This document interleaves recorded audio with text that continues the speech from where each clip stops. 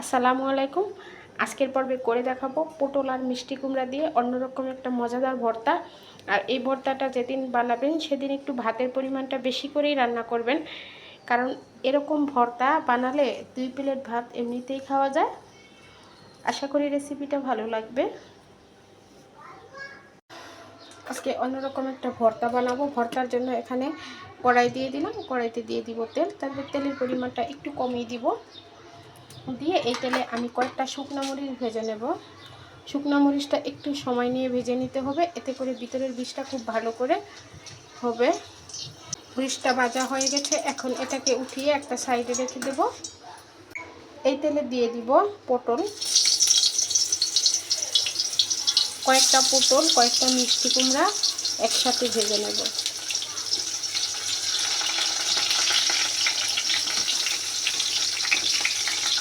সবগুলা দিয়ে দিয়েছি, একটু ঢাকা দিয়ে এগুলাকে ভেজে নেব। পটল মিষ্টি কুমড়াটা ভেজে নিয়েছি, বুঝতে পারছেন। এখন এটাকে উঠিয়ে নেব। এ তেলে কয়েকটা ছোটো চিংড়ি মাছ ভেজে নেব। এক মুঠো পেঁয়াজ দিয়ে দিব, পেঁয়াজটাকেও ভেজে নেব। চিংড়ি মাছ পেঁয়াজ ভাজা হয়ে গেছে, এখন সাইড দিয়ে আমি একটু ধনেপাতা দিয়েছি, এটাকেও ভেজে নেব।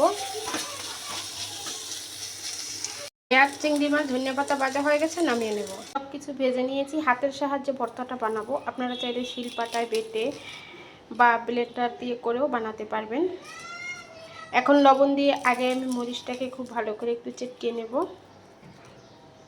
মরিচটাকে খুব ভালো করে চেটকে নিয়েছি, এখন চিংড়ি মাছগুলো হাতের সাহায্যে একটু ডলে নেব খুব ভালো করে। চিংড়ি মাছটা চটকে নিয়েছি, এখন আমি পটল মিষ্টি কুমড়া সব কিছুকে খুব হাতের সাহায্যে ম্যাশ করে নেব।